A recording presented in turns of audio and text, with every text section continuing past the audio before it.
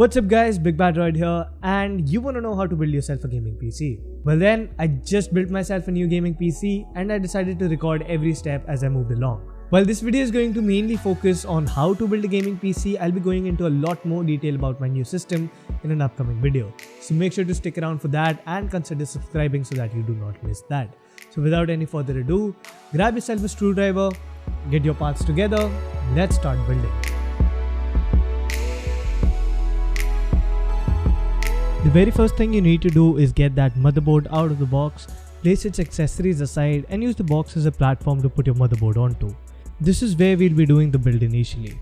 Before we get to the motherboard, use the provided IO shield and align it in the backside of your cabinet just like so. I can't believe it. I mounted that thing upside down.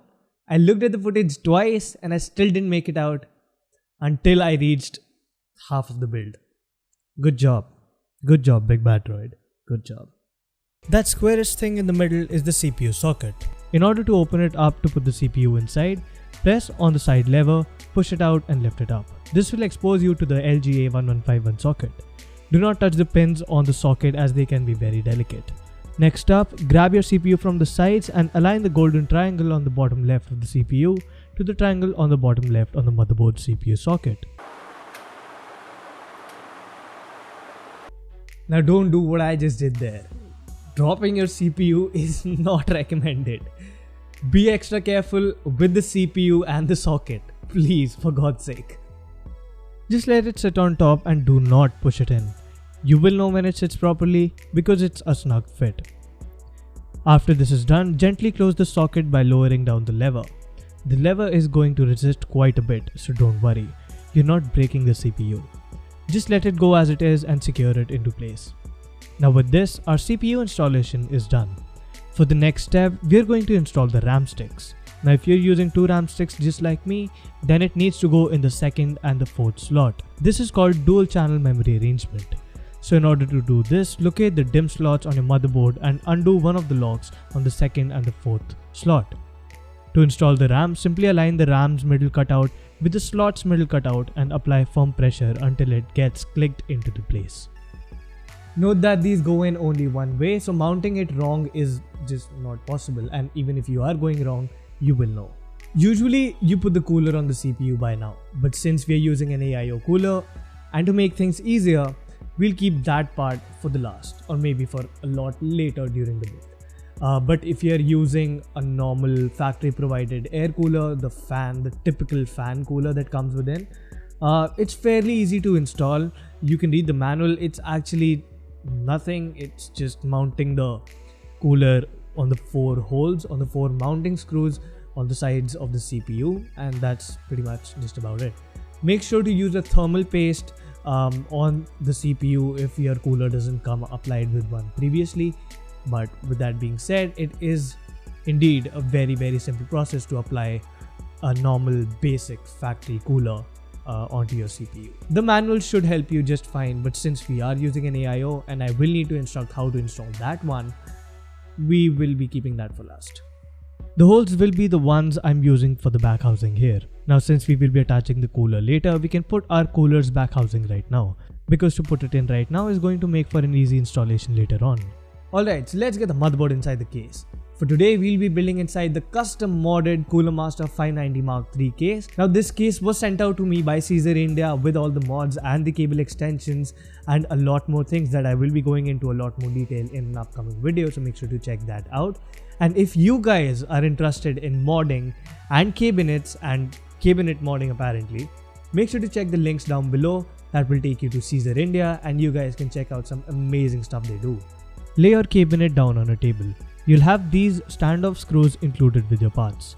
Depending on what size motherboard you're using, the standoffs will go into different mounting holes inside. Since we are using an ATX motherboard, the standoffs will be inserted in the mounting holes as shown. These should be a total of 9 for an ATX and I guess 6 or 5 for a mini ATX motherboard. Anyway, in case you're unable to get it in, you can get this standoff assist mount with which you can place the standoff inside this thumb screw looking thing and screw it in by hand easily. After you've hand tightened these, tighten them further with a screwdriver. After this is done, place a motherboard inside the case and align the motherboard holes with the mounting screws, and also make sure your motherboard's I/O aligned with the I/O shield. Of course, since my mind was on vacation when I applied that I/O shield earlier, I had problems getting the motherboard in, and I had to remove and reapply the I/O shield to get the motherboard in place. After you have it seated, you'll have these screws. Now put them in wherever you see the standoff holes and you're good to go. As I said, use the crisscross pattern for proper alignment. Now do make sure not to over tighten these screws, because over tightening them can actually cause a lot of problem later on. Next up, you need to slide the power supply in your cabinet. Doing this is pretty self-explanatory. Just put it in the case and slide it till the back and route the cables outside from the provided cable management cutout at the back. In order to align the PSU into place, align it with the PSU cage holes at the back of the case and screw in the provided screws. And make sure to hand tighten them first and then get your screwdriver into play. Next up, let's get the graphics card seated. For this, you'll need to remove the first and second PCIe brackets, or sometimes even the third one. So to put the card in, first you'll need to undo the latch on this long slot in the middle of the motherboard, just like you did for the RAM. This is the PCIe 16 slot. Notice how there's a small and a big groove inside. You'll need to align the graphics card with these grooves and press it inside firmly. When seated, you'll hear a click just like the one with your RAM slots. Now all you need to do is secure the card in place by using the same screws you took off while removing the PCIe brackets. Next up, let's place all the drives in. If you have a hard drive or even a solid state drive, the process of installation is exactly the same. So you'll need to take one of these hard drive bays and place your hard drive inside it. Usually it slides in, but I had some problems with mine. I struggled a lot to get it in there, only to find out that I was an idiot trying to fit in a hard drive in an SSD mount. So get your drives inside the bays and place these drives back inside the housing with the ports facing backwards. Now if you haven't applied the cooler earlier, this is the part where you apply your cooler at. But we don't want any problems, right? So for the time being, let the cooler be aside for a little more while.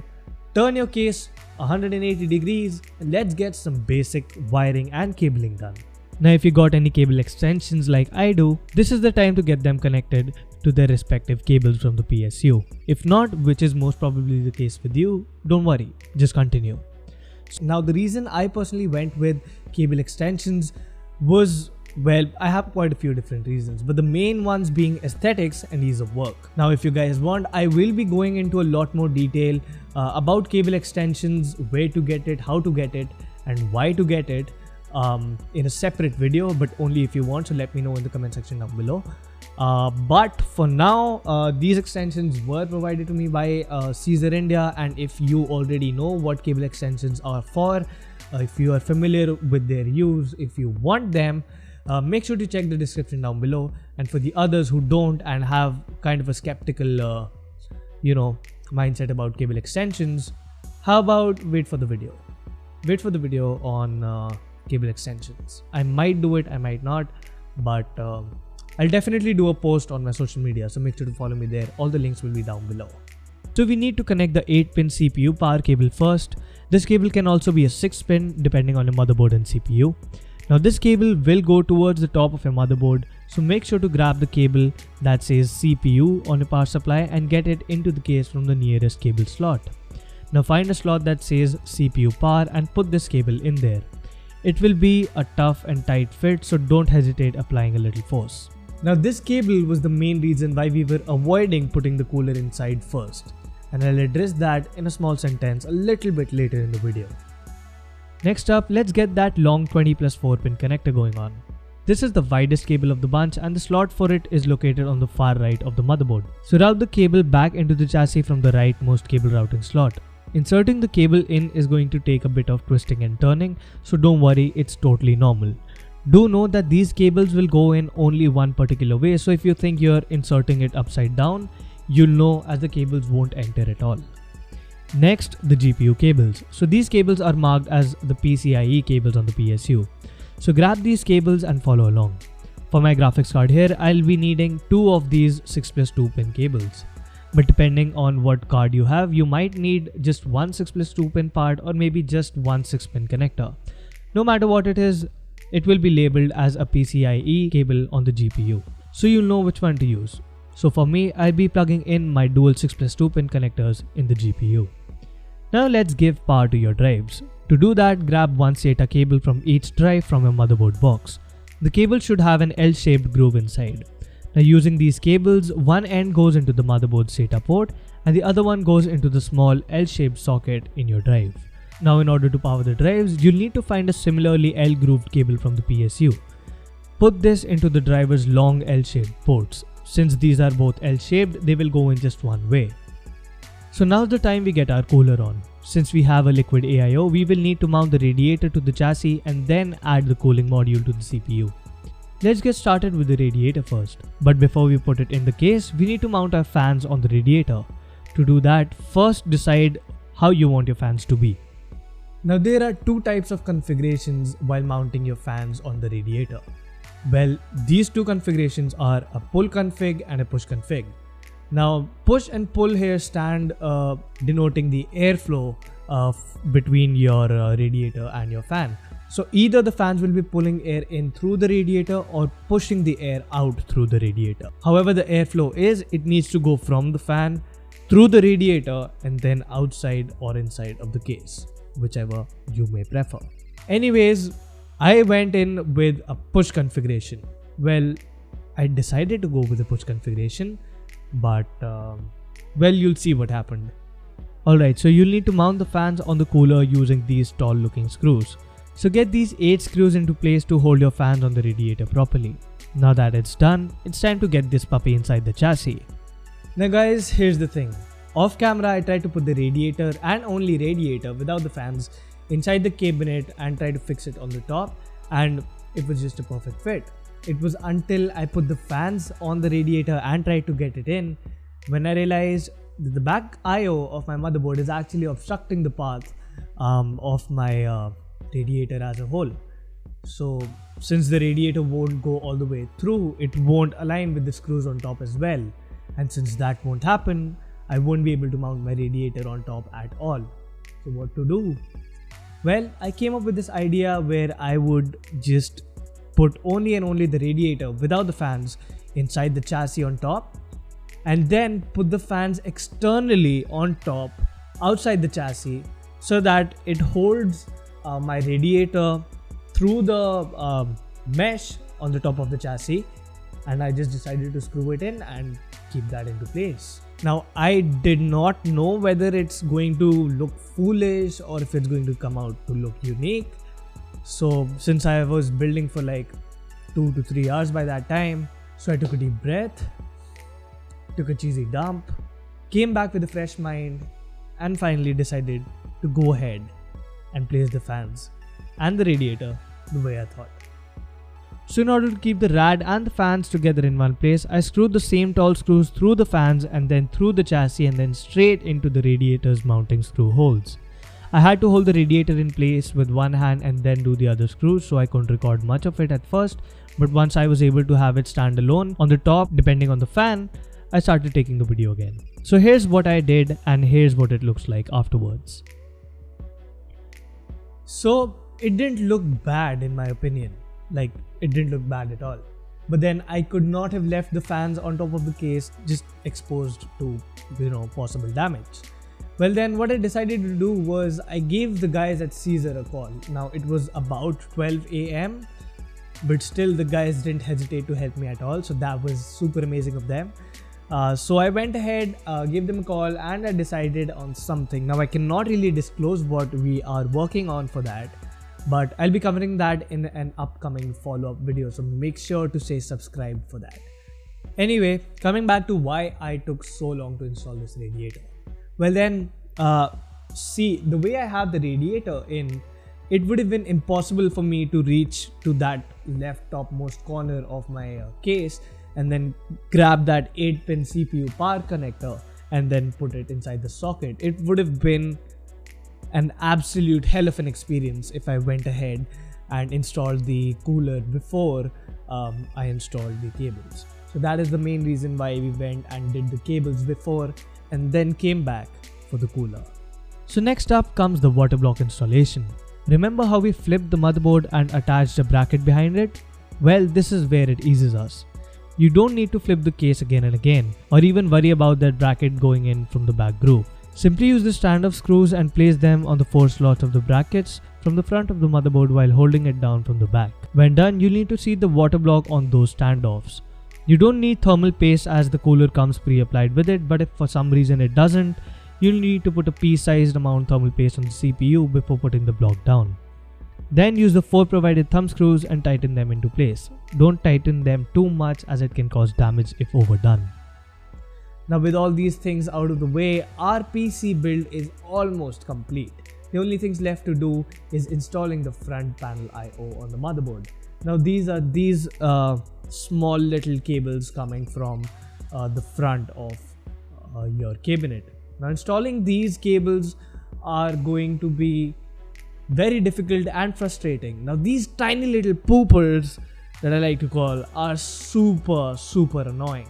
Now these are single pin connectors, so placing them in the exact same pin on the motherboard is going to be an absolute nightmare. So make sure to take as much time as you want, because you do not want to mess these cablings up, because if you mess these up, you need to take them out again and then struggle again to get it back inside the correct port.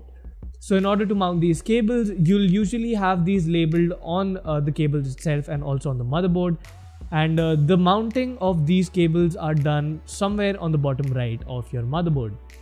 Now, since the mounting can be difficult for every other motherboard out there, I won't be able to show where exactly each pin goes, but this is what it should look like in the end. Now, without that single pin gap in the middle. That was my mistake. That is how I know it's a nightmare. And that is why I say give it all the time you have, so that you don't need to take it out and then place it back in.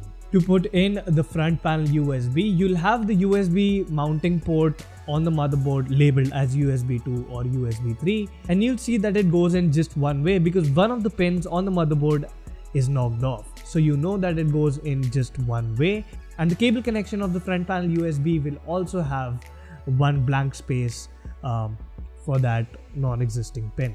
So you'll know the way it goes inside. Now with all this being done, your PC build is finally complete, but there is one very important thing left to do. You need to connect your graphics card to your monitor using the HDMI cable and also connect your keyboard and mouse. Now the reason you want to do this is because you need to check whether your PC posts or not. Now posting basically means whether your PC turns on and gets into BIOS. Now to do that, just plug your power supply in, turn it on and press the front panel power on button. Now if it turns on, well and good, but if it doesn't, you need to redo the front I/O panel. So you need to take those tiny little poopers out and then place them back in carefully if you messed up somewhere.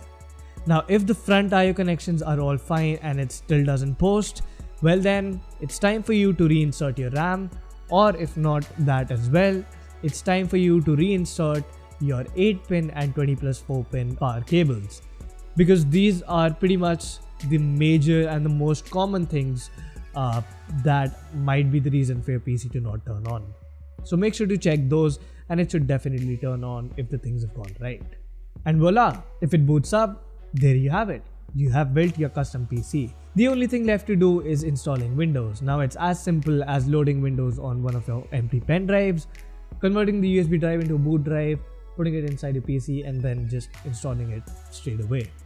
It's not a difficult process at all, but I will be linking a video down in the description for the ones who don't know how to do it. Now the video is not mine but from someone else, but it should help you just fine. Alright, with all this being done, the final thing left for you to do is cable management. Now cable management is not very easy, and I'll recommend you to get help from some of your friends, from a professional, or say even your father, just like I did. So managing cables is not an easy task. You will need somebody by your side to help you around with, because the cables are actually pretty tight. I mean, tight as in very rigid. So to bend them and put cable ties on either end, it's quite a bit of a hassle, and then doing it alone is going to just take up a lot more time. Now I took about 1 hour to manage the entire cables with my dad, so just keep that in mind. It's going to take a lot of time, and I still won't say that the cable management in my case is perfect. No, not at all, but at least it keeps the cables out of the way and gets the job done. Now guys, I hope you found this guide helpful, and if you did, make sure to give a like and also subscribe to the channel. Now if you think I missed out on something or I did an error, or if you wish to add something much more important, make sure to put that in the comment section down below. And if there is something really important that others definitely need to know, I'll make sure to put that as a pinned comment. Now this was my first time actually scripting and narrating my entire PC build, so I was a little nervous doing all this, and I'm sure I missed out on something or the other, definitely, because I'm a clumsy guy and I kind of forget almost everything. So I might have forgotten something. I seriously have no idea what I have forgotten, but I might have forgotten something. But if I did, please excuse me, and if I find what I have forgotten, I'll make sure to put that as a comment or as a warning or a disclaimer or whatever as a note in the description down below. So I hope you enjoyed this video guys, and if you did, make sure to hit a like and also subscribe to the channel. More content is coming really very soon. I have a lot of videos planned right around the PC coming soon, so if you're interested in that, make sure to stick around, and I'll catch you guys later.